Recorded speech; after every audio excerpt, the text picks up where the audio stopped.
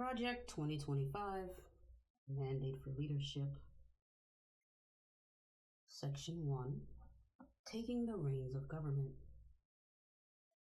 America's bicentennial, which culminated on July 4th, 1976, was a spirited and unifying celebration of our country, its founding, and its ideals.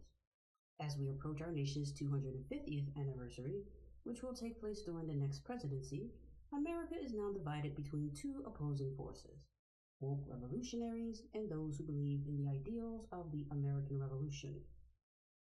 The former believe that America is and always has been systemically racist, and that it is not worth celebrating and must be fundamentally transformed, largely through a centralized administrative state. The latter believe in America's history and heroes, its principles and promise, and in everyday Americans and the American way of life. They believe in the Constitution and the Republican government. Conservatives, the Americanists in this battle, must fight for the soul of America, which is very much at stake. Just 2 years after the death of the last surviving Constitutional Convention delegate James Madison, Abraham Lincoln warned that the greatest threat to America would not come from without but from within.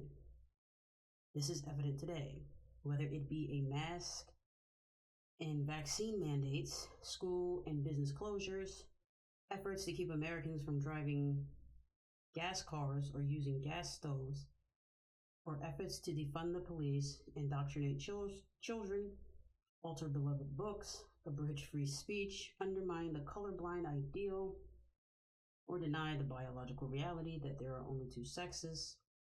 The left's steady stream of insanity appears to be never-ending. The next administration must stand up for American ideals, American families, and American culture, all things in which thankfully most Americans still believe.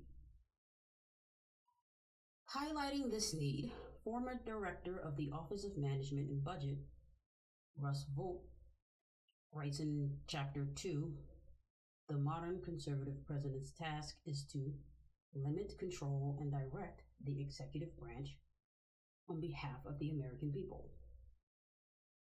At the core of this goal is the work of the White House and the central personnel agencies.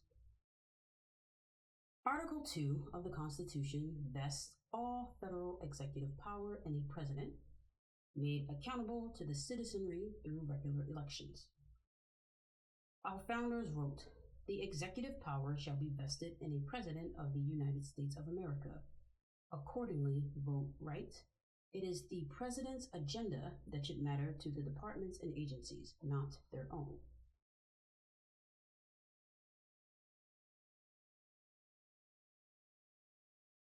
Yet the federal bureaucracy has a mind of its own. Federal employees are often ideologically aligned, not with the majority of the American people, but with one another, posing a profound problem for Republican government, a government of, by, and for the people, except the people who don't think like you. Like, I don't understand this. As Donald Devine, Dennis Kirk, and Paul Dans write in Chapter 3, an autonomous bureaucracy has neither independent constitutional status nor separate moral legitimacy. Byzantine personnel rules provide the bureaucrats with their chief names of self-protection. What's more, knowledge of such rules is used to thwart the president's appointees and agenda. As Devine, Kirk, and Dans write, managing the immense bureaucracy of the federal government is impossible without an understanding of the key central personnel agencies and their governing laws and regulations. Many of these laws and regulations governing a largely underworked, overcompensated, and unaccountable federal civilian workforce, I have never, ever heard anybody who has ever worked for a government say that they were underworked and overpaid. Like,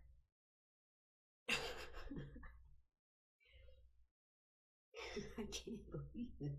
Okay, start over. Many of these laws and regulations governing a largely underworked, overcompensated, and unaccountable federal civilian workforce are so irrational that they will be comical in a less important context. This is true whether it comes to evaluating employees' performance or hiring new employees. Only in the federal government can an applicant in the hiring process be sent to the front of the line because of a history of drug addiction or alcoholism. or due to morbid obesity, irritable bowel syndrome, or a psychiatric disorder. What? What department are y'all talking about? The next administration should insist that the federal government's hiring, evaluation, retention, and compensation practices benefit taxpayers rather than benefiting the lowest rung of the federal workforce. In order to carry out the president's desires, political appointees must be given the tools, knowledge, and support to overcome the federal government's obstructionist Human Resources Department. More fundamentally, the new administration must fill its ranks with political appointees. Devine, Kirk, and Dans observed that the Trump administration appointed fewer political appointees in the first few months in office than any other recent presidency. This left career employees in charge in many places. This can occur even after departments have been fully staffed with political appointees. Vogt writes that the White House Office of Management and Budget, OMB, should establish a reputation as the keeper of commanders' intent. Yet, OMB is dominated by career employees who often try to overrule political appointees serving in the various executive departments. Empowering political appointees across the administration is crucial to the president's success. So you guys cannot deal with dissenting opinions of the people who've been working there longer than you and who actually have some expertise. This is why they hate experts. Above all, the president and those who serve under him or her, we know it's not going to be her, must be committed to the Constitution and rule of law. This is particularly true of a conservative administration, which knows that the president is there to uphold the Constitution, not the other way around. If a conservative administration does not respect the Constitution, no administration will. In Chapter 1, former Deputy Chief of Staff to the President, Rick Dearborn, writes that the White House counsel must take seriously the duty to protect the powers and privileges of the president from the encroachments by Congress, the judiciary, and the administrative components of departments and agencies. So basically, no check on any of his powers. That's what you guys want. Equally important, the president must enforce the Constitution and laws as written. Rather than proclaiming new law unilaterally, presidents should not issue mask or vaccine mandates, arbitrarily transfer student loan debt, or issue monarchical mandates of any sort. Legislators make the laws in a republic, not executives. Okay, so legislators make the laws, and you just said that you want to protect the powers and privileges of the president from encroachments by Congress. But you also said that legislatures make the laws, and that you don't like when a president issues vaccine mandates or transfers student loan debt. But you also want to protect the powers and privileges of the president from encroachments by Congress. Does any of this make sense? How can you, anyway?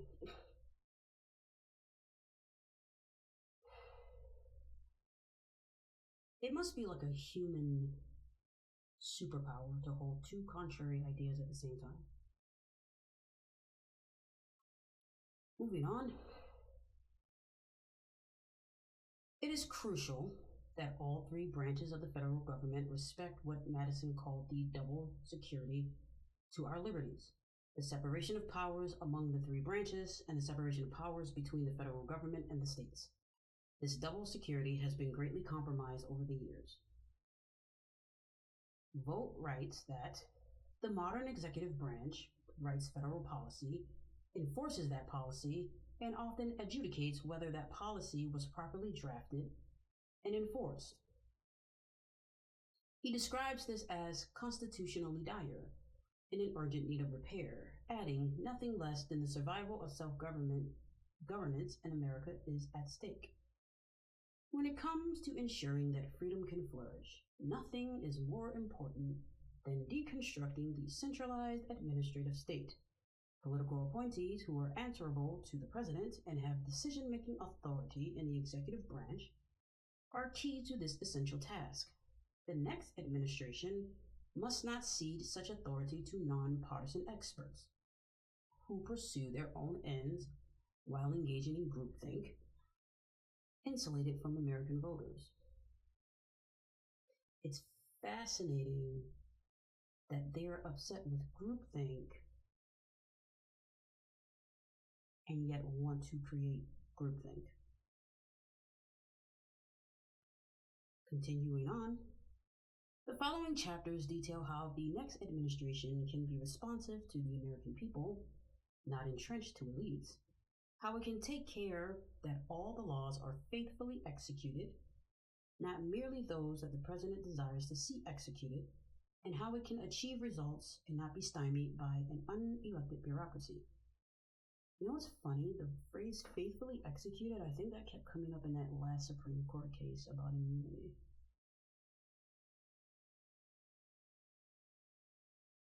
All right. Moving on. Section 1, or Chapter 1, I don't know how they have this organized. White House Office by Rick Dearborn. From popular culture to academia, the American presidency has long been a prominent fixture of the national imagination. Naturally so, since it is the beating heart of our nation's power and prestige. It has played, for instance, a feature role in the innumerable movies and television shows, and has been prodded, analyzed, and critiqued by countless books, essays, and studies. But like nearly everything else in life, there is no substitute for first-hand experience, which this manual has compiled from the experience of presidential appointees and provides in accessible form for future use. Now see, I thought y'all said you didn't like experts. You don't like experts, except when they agree with you. But you also don't like groupthink, except when it agrees with you. Continuing on with the text. With respect to the presidency, it is best to begin with our republic's foundational document. The Constitution gives the executive power to the president. It designates him as commander-in-chief and gives him the responsibility to take care that the laws be faithfully executed. It further prescribes that the president might seek the assistance of the principal officer in each of the executive departments. Beginning with George Washington, every president has been supported by some form of White House office, consisting of direct staff officers as well as a cabinet comprised of department and agency heads. Since the inaugural administration of the late 18th century, citizens have chosen to devote both their time and their talent to defending and strengthening our nation by serving at the pleasure of the president. Their shared patriotic endeavor has proven to be a noble one, not least because the jobs in what is now known as the White House Office, WHO, are among the most demanding in all of government. The president must rely on the men and women appointed to the WHO. There are simply not enough hours in the day to manage the affairs of the state single-handedly. So delegation is not just advisable, it is essential. The decisions that assistants and senior advisors make will directly impact the administration, its legacy, and most important, the fate of the country. Their agenda must therefore be the president's agenda. Choosing who will carry out that agenda on a daily basis is not only one of the first decisions the president makes in office, but also one of the most critical. The tone and tempo of an administration are often determined on January 20th. First position, Chief of Staff. As with most of the positions that will be covered in this first chapter, the Chief of Staff is also an assistant to the president. However, the chief is truly first among equals. Of all presidential staff members, the chief is the most critical to implementation of the president's vision for the country. The chief also has a dual role as manager of the staffs of both the WHO and the Executive Office of the President, EOP. The Chief of Staff's first managerial task is to establish an organizational chart for the WHO. It should be simple and contain clear lines of authority and responsibility to avoid conflicts. It should also identify specific points of contact for each element of the government outside of the White House. These contacts should include the White House liaisons, who are selected by the Office of Presidential Personnel, PPO. Receiving guidance from the President, the chief endeavors to implement the President's agenda by setting priorities for the WHO. This process begins by taking stock of the President's campaign promises, identifying current and prospective opportunities, and then delegating policy priorities among the departments and agencies of the Cabinet throughout the 3 White House Policy Councils.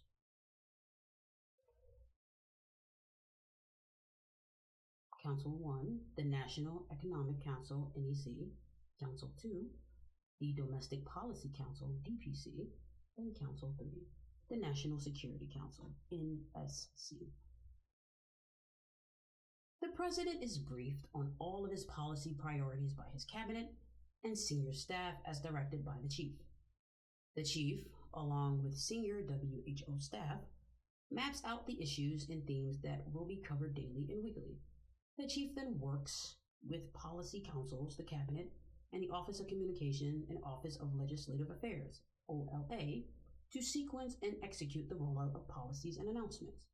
White House counsel and senior advisors and senior counselors are also intimately involved. All senior staff report to the Chief of Staff, either directly or through his 2 or 3 deputies, unless the President determines that a particular assistant to the President reports directly to him. Most chiefs have interacted directly with cabinet officers and a select number of direct reports. In most cases, the direct reports to the Chief are his 2 or 3 deputies, the Communications Director, PPO Director, White House Counsel, and senior advisors. Occasionally, the Office of Public Liaison, OPL, and Cabinet Secretary and Intergovernmental Affairs, IGA, also report to the Chief. Usually, however, they report instead to a Deputy Chief of Staff. The Chief of Staff's main challenge is time management. His use of his deputies, meetings with senior staff, and direction provided to the WHO must all balance with the daily needs of the President. A successful chief steers the West Wing using his management of and influence with the various individuals and entities around him. It goes without saying that selecting the right person to be chief is vital. Second position, Deputy Chiefs of Staffs. In recent years, presidents typically have appointed 2 Deputy Chiefs of Staffs, a Deputy Chief of Staff for Management and Operations, and a Deputy Chief of Staff for Policy. There also have been other types of deputy chiefs whose roles have included, for example, overseeing strategy, planning, and implementation. Chiefs of staff have then occasionally appointed a principal deputy chief to be in charge of guiding decision-making, organizational structure, and information flow.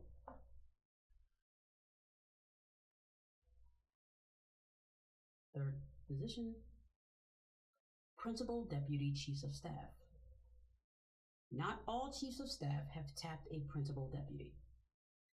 A major reason is that doing so adds another layer of command complexity. When principal deputies have been installed, their roles have varied based on the needs of particular chiefs. Most principal deputies have functioned as doorkeepers, sorting through action items, taking on those that can be handled at their own level, and passing up others that truly require the attention of the Chief of Staff or the President. Principal deputies also have assumed control of the scheduling functions normally under the Operations Deputy and have worked directly with policy councils at the direction of the Chief of Staff. The OPL and Office of Political Affairs also have reported to a principal deputy. Deputy Chief of Staff for Management and Operations. The Deputy Chief of Staff for Management, Operations, and Operations oversees the President's schedule and all logistical aspects of his movement within and outside the White House. For example, both air travel on Air Force One and Marine One and ground transportation. This deputy also interfaces directly with the Secret Service as well as the military offices tasked with keeping the President and his family safe. In the past, this deputy has also worked with the NSC, the Secretary of Defense, and the Secretary of State, and the intelligence community on advancing all foreign trips. If their roles are separated from that of policy deputy, this deputy should have a strong grasp of international affairs and robust foreign policy credentials. Never mind.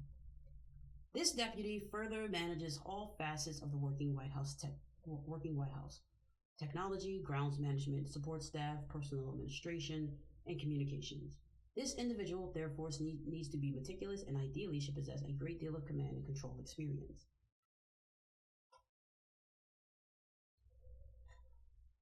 Deputy Chief of Staff for Policy.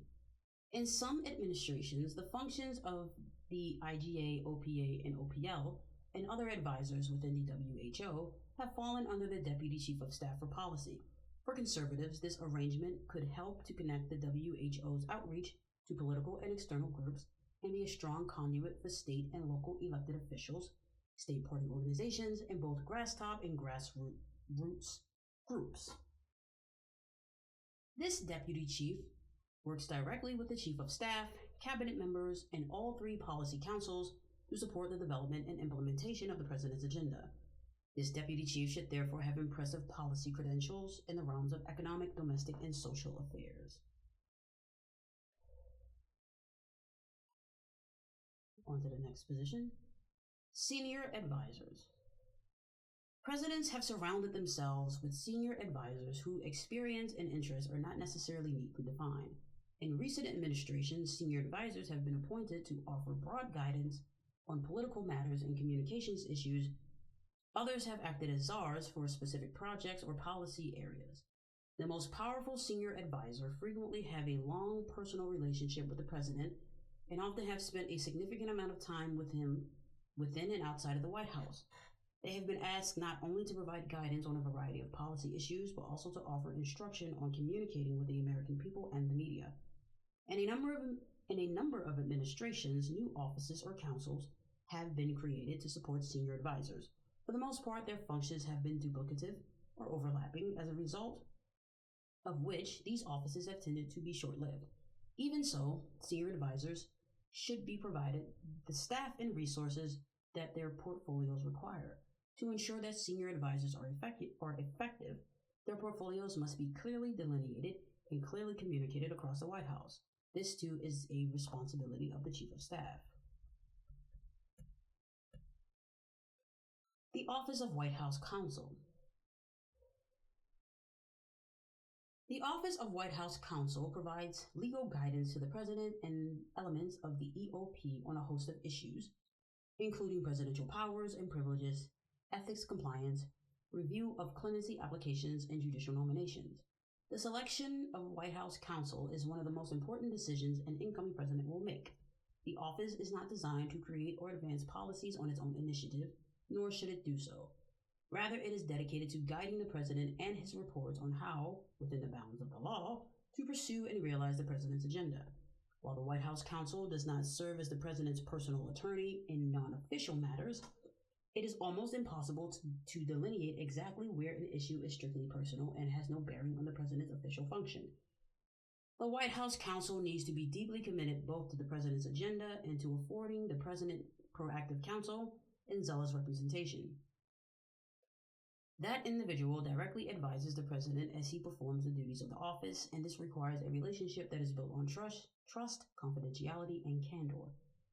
The Office of White House Counsel is also responsible for ensuring that each component of the White House adheres to all applicable legal and ethical guidelines, which often requires ongoing training and monitoring to ensure compliance.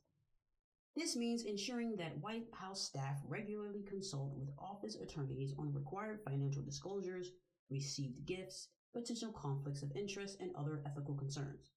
The Office of White House Counsel is the first line of defense for the EOP. Its staff must take seriously the duty to protect the powers and privileges of the president from encroachments by Congress, the judiciary, and the administrative components of departments and agencies. In addition to the White House counsel, the office includes deputies, assistants, associates, and legal support staff. The assistant and associate attorneys are often specialists in particular areas of the law and offer guidance to the EOP on issues related to national security, criminal law, environmental law, and a host of administrative and regulatory matters. Attorneys working in the Office of White House Counsel serve as legal advisors to the White House policy operation by reviewing executive orders, agency regulations, and other policy-related functions. Here again, subordinates should be deeply committed to the president's agenda and see their role as helping to accomplish the agenda through problem-solving and advocacy. They should not erect roadblocks out of an abundance of caution. Rather, they should offer practical legal advice on how to promote the president's agenda within the bounds of the law. The White House Counsel's office cannot serve as a finishing school to credential the next set of white shoe law firm attorneys or federal judges in waiting who cabin their opinions for fear their elite credentials could be tarnished through a policy disagreement.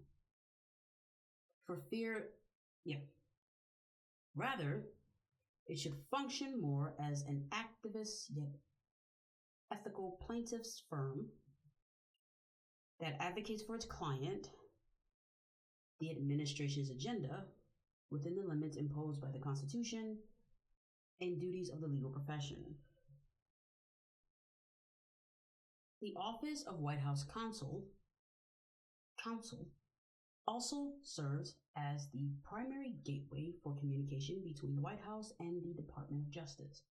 Traditionally, the White House Counsel and the Attorney General have issued a memo requiring all contact between the two institutions to occur only between the Office of the White House Counsel and the Attorney General or Deputy Attorney General. The next administration should re-examine this policy and determine whether it might be more efficient or more appropriate for communications to occur through additional channels. Okay. The White House Counsel also works closely with the DOJ Office of Legal Counsel to seek opinions on, for example, matters of policy development and constitutionality of presidential power and privileges, and with OLA and the DOJ Office of Legal Policy on presidential judicial nominees. When a new president takes office, he will need to decide expeditiously how to handle any major ongoing litigation or other pending legal matters that might present a challenge to his agenda. To offer guidance, the White House Counsel must get up to speed as quickly as possible on all significant ongoing legal challenges across the executive branch that might affect the new administration's policy agenda and must be prepared at the outset of the administration to present recommendations to the president, including recommendations for reconsidering or reversing positions of the previous administration in any significant litigation.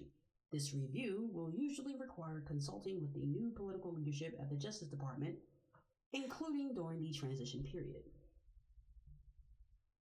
No day is predictable at the White House. Therefore, to handle the pace and volatility of affairs, the Office of White House Counsel must offer measured legal guidance in a timely manner. This often means foregoing law review style memos about esoteric legal concepts and instead quickly providing high-level yet incisive guidance. Due to evolving world events, domestic affairs, and political pressures, the office often faces legal questions for which there may not be a wealth of precedent.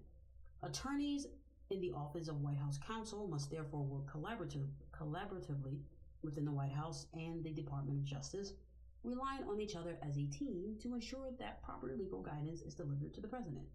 The president should choose a White House counsel who is well versed in the Constitution, administrative and regulatory law, and the inner workings of Congress and the political process. Instead of choosing a specialist, the president should hire a counsel with extensive experience with a wide range of complex legal subjects. Moreover, while a candidate with elite credentials might seem ideal, the best one will be, above all, loyal to the president and the Constitution. Y'all like how the Constitution came last? Loyal to the president first, and by the way, the Constitution too. Moving back to the text, Next position, Staff Secretary. The office of the Staff Secretary is rarely visible to the outside world, but it performs work of tremendous importance. The office is similar to a military commander's adjutant, as it is responsible for fielding and managing a vast amount of information at the top of his organization. This includes information on its way into the Oval Office as well as information flowing out from the Oval Office. Because of its gatekeeping function, the position of Staff Secretary is one of extreme trust, and the individual who possesses it will be vetted to work as an honest broker in the President's service.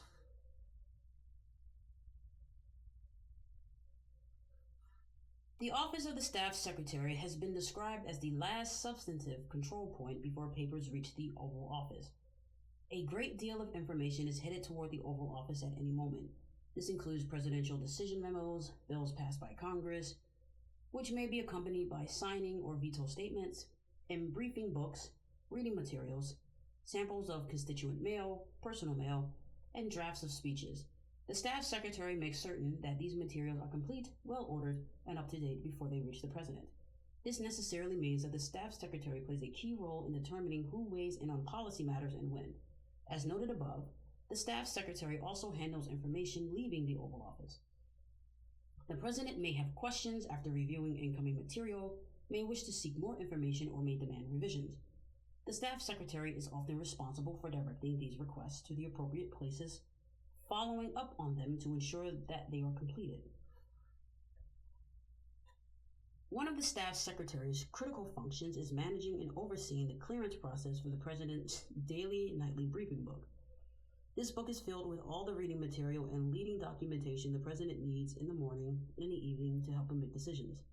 The Staff Secretary also oversees the use of the President's signature, whether by hand or by auto pen, and manages the Office of the Executive Clerk, Office of Records Management, and Office of Presidential Correspondence. Next position, Office of Communications. The Office of Communications, which operates under the Director of Communications, conveys the President's agenda to the public through various media, including speeches and remarks, press briefing, off-the-record discussions with reporters, and social media. Depending on how a president chooses to structure his White House, the Office of Communications may include the Office of Press Secretary, the press office, but no matter how it's structured, the office must work closely with the press office as well as the president's speechwriters and digital strategists. Operational functions of the Office of Communications include scheduling and running press briefings, interviews, meetings, media appearances, speeches, and a range of other events. The Office of Communications must maintain robust relationships with the White House Press Corps, the White House Correspondents Association, regional stakeholders, and key interest groups. No legal entitlement exists for the provision of permanent space for media on the White House campus, and the next administration should re-examine the balance between media demands and space constraints on the White House premises. So they either want to eliminate media or limit media to a very specific few. They literally want to limit the free press. Okay. Okay, back to the text. Leadership within the Office of Communications should include a communications director, who is a direct report to the Chief of Staff, a deputy communications director, a deputy director for strategic communications, and a press secretary. This leadership team must work together closely to drive the national narrative about the White House. The best resource for the Office of Communications is the President. The President conveys the White House's overall message through one or two inaugural addresses, State of the Union addresses, speeches to Congress, and press conferences. The office must also ensure that the various White House offices disseminate a unified message to the public. The Communications Director and Press Secretary in particular should be careful to avoid contradicting the President or delivering conflicting information. The speechwriting team is a crucial component of the communications team. Speechwriting is a unique talent. The writers selected must understand policy, should have a firm grasp of history and other liberal arts disciplines, and should be able to learn and adopt the President's style of rhetoric and mode of delivery. The Press Secretary is the President's spokesperson. Communicating to the American people through the media, the press secretary engages with the White House press corps, formally through press briefings and informally through impromptu gaggles and meetings. Individuals who serve in this role must be quick on their feet, which means, when appropriate, deftly refuting and rebutting correspondents' questions and comments.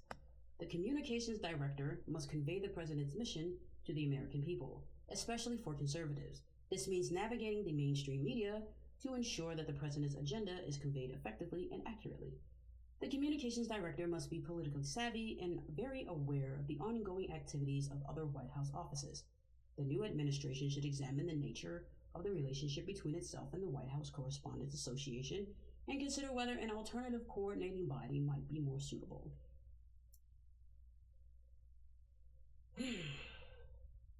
Next office, the Office of Legislative Affairs, the OLA. Created by President Dwight Eisenhower, the OLA has continued to serve as the liaison between the White House and Congress. The White House must work with congressional leaders to ensure presidential nominees for such roles as cabinet secretaries and ambassadors are confirmed by the Senate. The White House also relies on Congress to enact reforms promised by the president on the campaign trail, whether those promises relate to health care, education, or national defense. Because Congress holds the power of the purse, the White House staffers must ensure that there is enough support on the Hill to secure the necessary funding through the appropriations process to fulfill the president's agenda. The OLA reports directly to the Chief of Staff, and in some administrations has done so under the guidance of a Deputy Chief of Staff, usually the Deputy Chief of Policy. Regardless of the person to whom the OLA reports, however, the office exercises a certain autonomy on behalf of the President and the Chief of Staff in directly influencing congressional leaders on both major parties. The OLA often must function as a mediator among the parties and find common ground to facilitate the successful enactment of the President's agenda. As is the case with many White House offices, but especially the Office of Communications, the OLA must ensure that congressional leaders receive one unified message.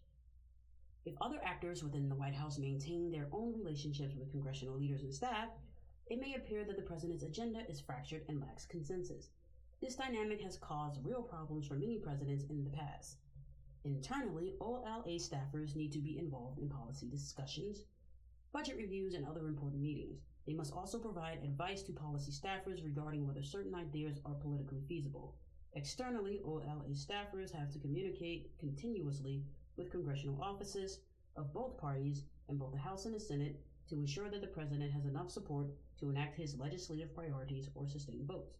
The OLA requires staffers who are effective communicators and can provide a dose of reality to other White House staffers when necessary.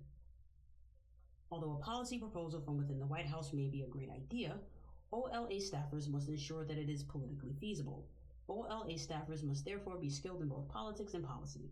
Furthermore, the president should seek out individuals who can advance his agenda and at the same time forge pathways with members of the opposing political party on other priorities. Most important, the OLA must function as a well-oiled machine, precisely synced. The president cannot afford to have a tennis player on, much less as the leader of his football team. Is that a mixed metaphor?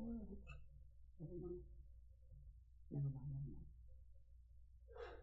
Next office, the Office of Presidential Personnel, PPO. The political axiom that personnel is policy was popularized under President Ronald Reagan during the 1981 presidential transition.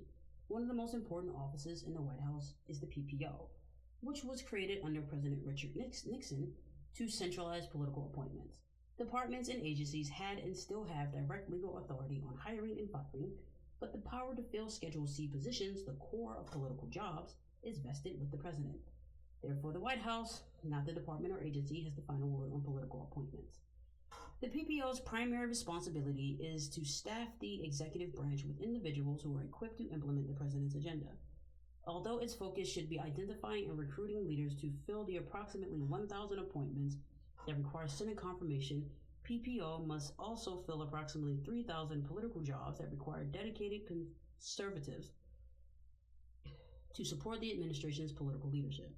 Frequently, many medium-tier, top-tier jobs have been filled by policy experts tasked with accomplishing much of the work of the administration. At the same time, appointees in the entry-level jobs have brought invaluable energy and commitment to the White House and have proved to be the farm team for the conservative movement.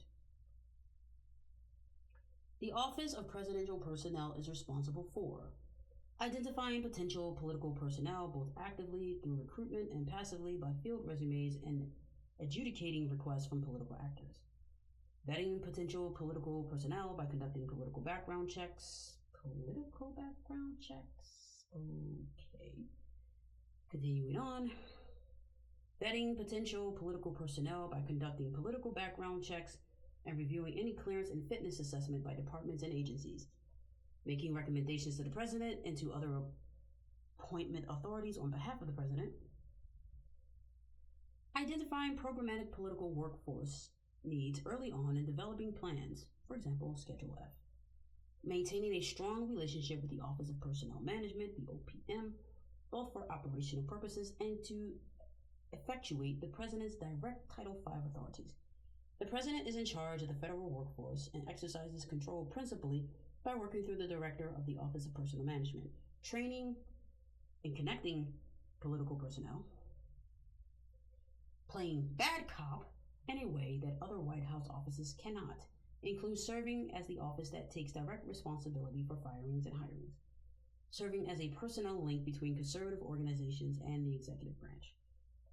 In most administrations, PPO will staff more than 100 positions during the transition and thousands of non-career positions during the President's first term. Direct authority and a strong relationship with the President are necessary attributes for any PPO director. Historically, PPO has had direct review and control of personnel files, including security clearance dossiers. At the highest level, PPO is tasked with long-term strategic workforce development. The billets of political appointments are of immense importance in credentialing and training future leaders. In addition, whatever one's view of the constitutionality of various civil service rules, for example, the Federal Vacancies Reform Act of 1998, might be, it is necessary to ensure that departments and agencies have robust cadres of political staff just below senior levels in the event of unexpected vacancies. The Office of Political Affairs, OPA. The OPA is the primary office within the executive branch for managing the President's political interests. Although its specific functions vary from administration to administration, the OPA typically serves as the liaison between the President and associated political entities, national committees, federal and state campaigns, and interest groups. Within legal guidelines, the OPA engages in outreach, conducts casework, and, if the President is up for re-election, assists with his campaign. The OPA may also monitor congressional campaigns, arrange presidential visits with other political campaigns, and recommend campaign staff to the Office of Presidential Personnel for service in the executive branch. The OPA further serves as a line of communication between the White House and the President's political party. This includes both relaying the President's ambitions to political interests and listening to the needs of political interests. This relationship allows for the exchange of information between the White House and political actors across the country.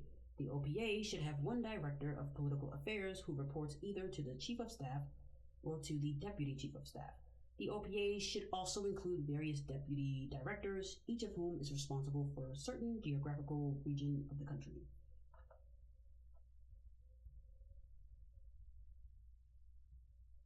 Because nearly all White House activities are in some way inherently political, the OPA tends to be aware of all presidential actions and activities, including travel, policy decisions, speeches, nominations, and responses to matters of national security, and consider how they might affect the President's image. The OPA must therefore have a designated staffer who communicates not only with other White House offices, but also with the Cabinet and executive branch agencies. Next position, the Office of Cabinet Affairs, the OCA. The OCA's role has changed to some degree over the course of various administrations, but its overriding function remains the same. to ensure the coordination of policy and communication between the White House and the Cabinet. Most important, the OCA coordinates all Cabinet meetings with the President. It should also organize and administer regular meetings of the Deputy Secretaries because they also typically serve vital roles in the departments of agencies and further often become acting secretaries when Cabinet members resign. There should be one Cabinet Secretary who reports to the Chief of Staff's office either directly or through a Deputy Chief according to the Chief's preference and focus. The Cabinet Secretary maintains a direct relationship with all members of the Cabinet. The OCA further consists of deputies and special assistants who work with each department's principal, Deputy Secretary, Undersecretaries, Assistant Secretaries, and other senior staff.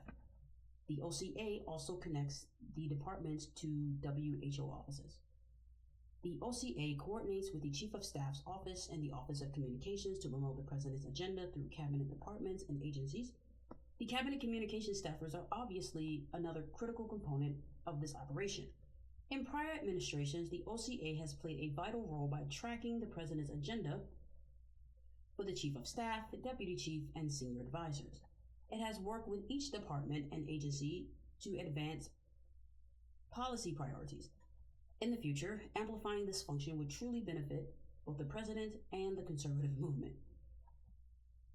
From time to time throughout an administration, travel optics, ethics challenges, and Hatch Act issues involving Cabinet members, deputies, and senior staffers can arise. The OCA is normally tasked with keeping the WHO informed of such developments and providing support if and when necessary. The ideal Cabinet Secretary will have exceptional organizational skills and be a seasoned political operative or attorney. Because many Cabinet officials have been former presidential candidates, governors, ambassadors, and members of Congress, the ideal candidate should also possess the ability to interact with and persuade accomplished individuals. Office of Public Liaison, the OPL. The OPL is critically important in building coalitions and support for president's agendas across every aligned social, faith-based, minority, and economic interest group. It is a critical tool for shaping public opinion and keeping myriad supporters as well as frenemies and opponents alike who are within reach better informed. The OPL is a notably large office. It should have one director who reports to the Chief of Staff's office either directly or through a deputy according to the Chief's preferences and focus. The director must maintain relationships not only with other WHO heads, but also with the senior staff of every Cabinet department and agency. Since a president's agenda is always in motion, it is important for the OPL to facilitate listening sessions to receive the views of the various leaders and members of key interest groups. The OPL should also have sufficient number of deputies and special assistants to cover the vast number of disparate interest groups that are engaged daily. The OPL has by far held more meetings in the Eisenhower Executive Office building and within the West Wing itself than any other office within the WHO. The OPL is the chief White House enforcer and gatekeeper among these various groups. It has operated best whenever the Chief of Staff has given it permission to use both the proverbial carrot and the proverbial stick. To make this work, communications with Chief's office is vital. Additionally, the OPL has an outsized role in presidential scheduling in both official and political travel. Why do you need a carrot and a stick if you're supposed to be dealing with interest groups? I guess the stick is for your frenemies? I guess. Back to the text. The OPL director should come from the president's election campaign or Capitol Hill, but should not have deeply entrenched connections to a K Street entity or any other potential stakeholder. Some prior relationships can create real or perceived biases toward one group or another. The director should be amenable, gregarious, highly organized, and willing to shoulder criticism and pushback from interest groups and other elements of the administration. Unlike the director, OPL deputies and special assistants need a deep understanding of the Capitol from K Street to Capitol Hill. They should have extensive experience in private industry, the labor sector, the conservative movement, and among specific interest groups with which they will be asked to engage on behalf of the White House. OPL staffers work with more external and internal parties than any other WHO staffers. In turn, they must be effective communicators and initiative takers. They must also be able to influence, persuade, and most important, listen to various stakeholders and ensure that they feel heard. All OPL staffers must understand from the outset that their jobs might be modified or even phased out entirely as the administration's priorities change. Next office, the Office of Intergovernmental Affairs, IGA. The IGA connects the White House to state, county, local, and tribal governments. In other words, it is the one-stop shop for disseminating an administration's agenda to all non-federal government entities. The IGA should have a director to whom one or two deputy directors report. The director must ensure that the White House remains connected to all non-federal government entities. The interests and perspectives of these entities are represented in policy discussions, organized events with the West Wing, EOP senior staff, and IGA staff throughout the departments and agencies. The IGA can be staffed in a variety of ways, but two arrangements are most common. Each deputy and that deputy's staffers are responsible for a type of government. 2, a group of staffers is responsible for a specific geographical region of the country. Okay. So they're either in charge of a type of government, so I guess like state government, tribal governments, or they stick to regions like Northwest, Southeast, whatever. Back to the text. The IGA, as suggested above, represents the interests and perspectives of non-federal government entities, but its primary job is to make sure that these entities understand an administration's agenda and ultimately support it. The IGA must work with all other White House offices, especially the OPA and the OPL, and manage its staff throughout the departments and agencies. The IGA staffers must therefore have communication skills, understand political nuance, and be willing to engage in complex policy discussions. They should also be not just generally responsive, but also proactive in seeking out the interests and perspectives of non-federal government entities. Next, we have the White House Policy Councils. As the federal government has ballooned in size over the past century, it has become increasingly difficult for the president alone to direct his agenda across the executive branch. 3 White House Policy Councils have come into existence to help the president to control the bureaucracy and ensure continued alignment between agency leadership and White House priorities. These councils, as previewed above, are the NSC, the NEC, and the DPC. Each is headed by an assistant to the president and performs 3 significant functions. Function 1, policy coordination. The primary role of the policy councils is to coordinate the development of administration policy. This frequently includes developing significant legislative priorities, coordinating policy decisions that impact multiple departments and agencies, and at times coordinating policy discussions within a single department or agency. This process must ensure that all relevant offices are included, that competing or conflicting opinions are thoroughly discussed and evaluated, and when there is a disagreement among White House senior staff or among cabinet members, a well-structured question is presented to the president for an immediate or final decision. Function 2, policy advice. By virtue of working in the White House, the heads of the 3 policy councils will also function as independent policy advisors to the president. This aspect of the role will vary depending on the individual in this position and the president's governing philosophy. Incumbents have ranged from honest brokers, who mostly coordinate and ensure that all opinions are fairly presented to the president, to policy deciders, who largely drive a given policy topic on behalf of the president. And function 3, policy implementation.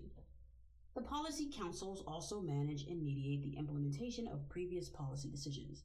Implementation of a new statute or an executive order frequently takes years and involves many distinct and more granular policy decisions along the way. It is essential to have a centralized process for evaluating and coordinating these decisions.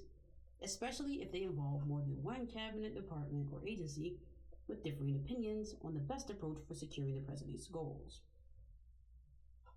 The above functions have recently been managed by policy councils through a tiered interagency policy process. This process helps to identify differences of opinion and reach a decision without having to take every issue to the president. It can be used to address a single question or monitor a recurring issue on an ongoing basis. Typically, the process involves multiple cabinet departments and agencies that have a pertinent role, policy interest, or disagreement. Each policy council's process could involve the following committees.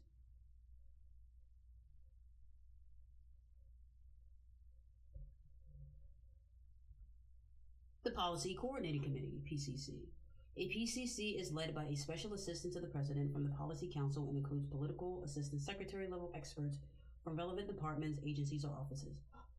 The purpose is to determine where consensus exists, clearly identify where there are differing opinions, and develop options for resolving the remaining questions. If no outstanding questions or disagreements exist, the PCC may resolve the issue and move towards implementation at the agency level. Deputy Committees, DC. The DC is a meeting of presidentially appointed executives chaired by the Policy Council's deputy assistant to the president and relevant deputy secretaries. It evaluates the options produced by the PCC and frequently directs the PCC to add, expand, or reevaluate an option or even reach a compromise to resolve an issue at that level. Principals Committee, the PC. When questions are not resolved by a DC, the Director of Policy Council would chair a PC, which is attended by the relevant cabinet secretaries and senior White House political staff.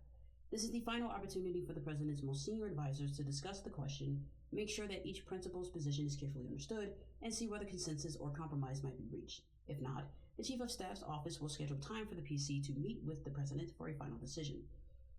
Despite having seemingly clear and separate portfolios, the three policy councils frequently have areas of overlap which can result in confusion, duplication, or conflict. For example, there are the areas of immigration and border security, either NSC or DPC, healthcare, energy and environment, either NEC or DPC, and trade and international economic policy, either NSC or NEC. Identifying these potentially problematic areas and assigning policy responsibilities to only one council where possible will help to speed up the policy coordination process. While other chapters will cover specific policy goals for each department or agency, incoming policy councils will need to move rapidly to lead policy processes around cross-cutting agency topics, including countering China. You guys are obsessed with China. Also including enforcing immigration laws, reversing regulatory policies in order to promote energy production, combating the left's aggressive attacks on life and religious liberty, and confronting wokeism through the federal government.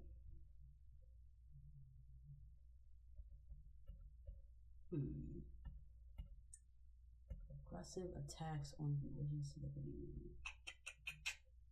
So they will be advocating on behalf of the church. Seems like that's what they're saying to me, but whatever. Back to the text. We have the National Security Council, the NSC. The NSC is intended to be an interdepartmental body within the White House that can set national security policy with a whole government approach.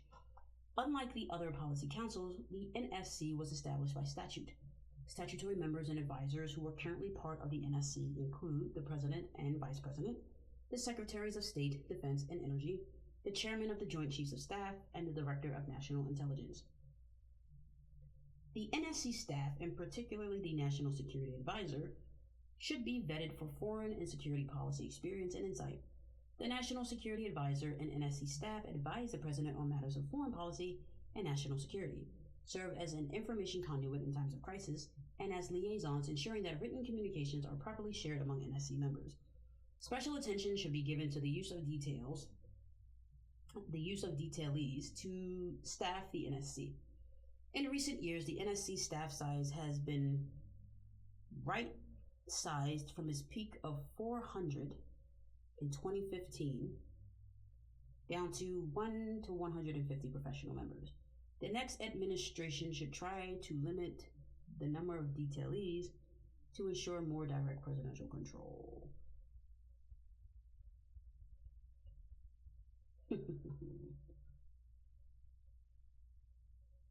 The National Economic Council, NEC.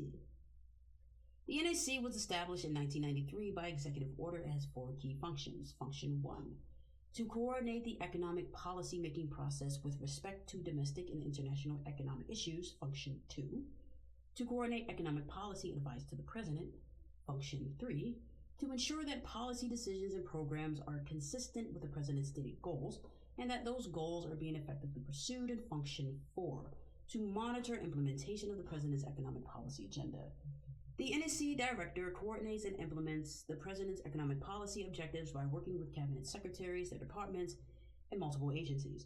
The Director is supported by a staff of policy experts in various fields, including infrastructure, manufacturing, research and development, agriculture, small business, financial regulation, housing, technology and innovation, and fiscal policy. The NEC considers economic policy matters, and the DPC typically considers anything related to domestic matters, with the exception of economic policy matters. It also differs from the Council of Economic Advisors. Whereas the NEC is in charge of policy development, the Council of Economic Advisors acts as the White House's internal research arm for economic analysis.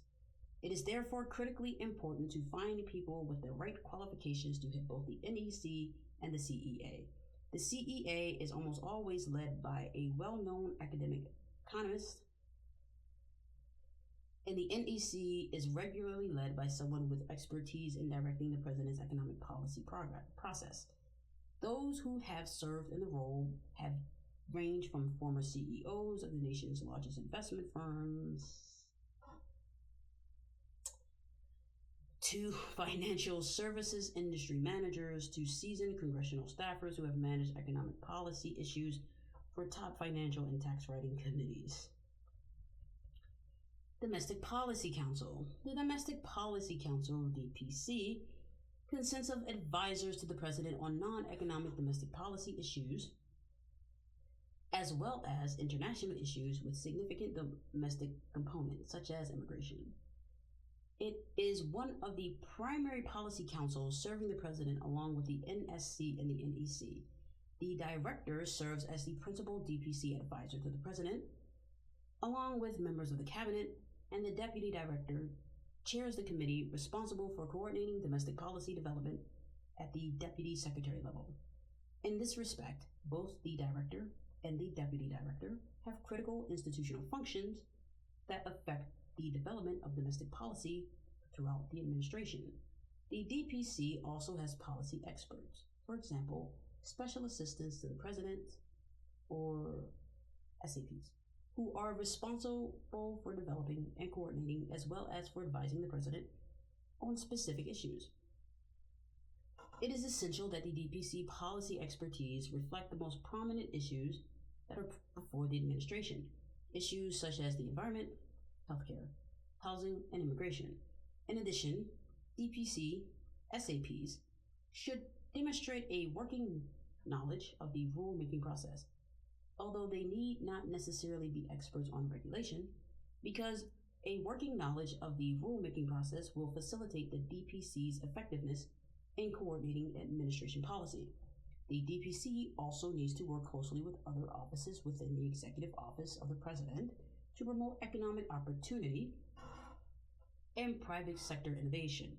This includes working with the Office of Management and Budget and its Office of Information and Regulatory Affairs, as well as the Council of Economic Advisors, Council on Environmental Quality, and Office of Science and Technology Policy.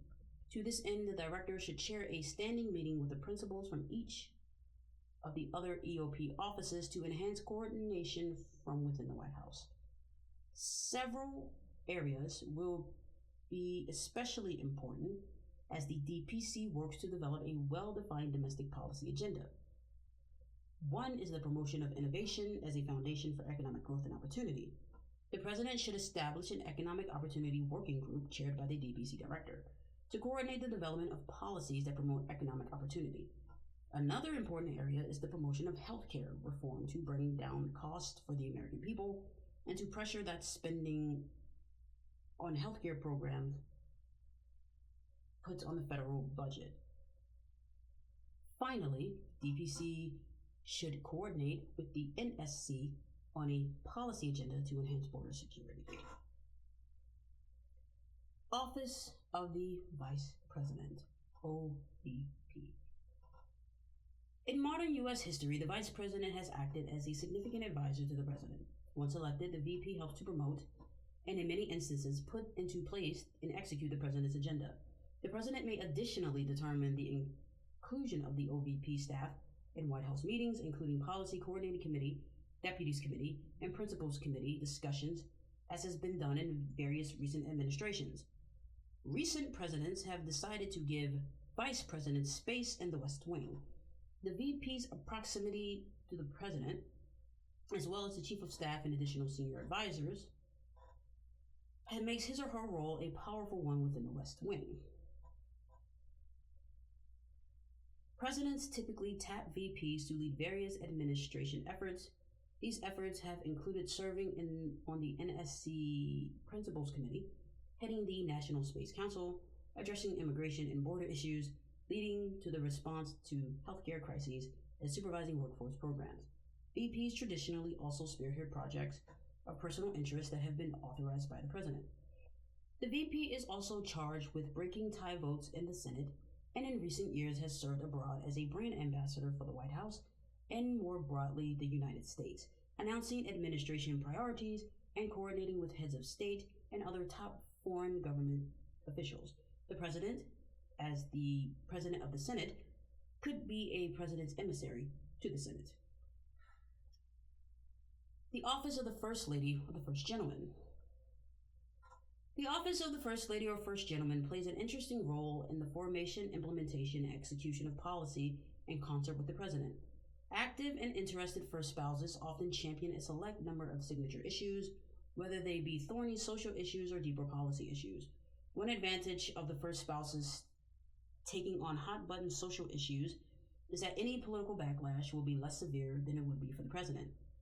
The first spouse normally appoints a chief of staff who has enough assistance to support the spouse's activities in the East Wing of the White House.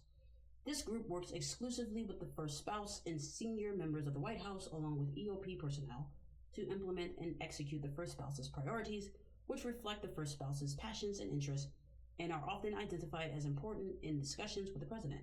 Executed well, they can be strategically useful in accelerating the administration's agenda. Past East Wing initiatives have focused largely on issues such as combating bullying, fighting drug abuse, promoting literacy, and encouraging physical education for young adults and children. The first spouse is afforded significant resources. His or her staff also works with the President's policy team, members of the cabinet, and other EOP staff.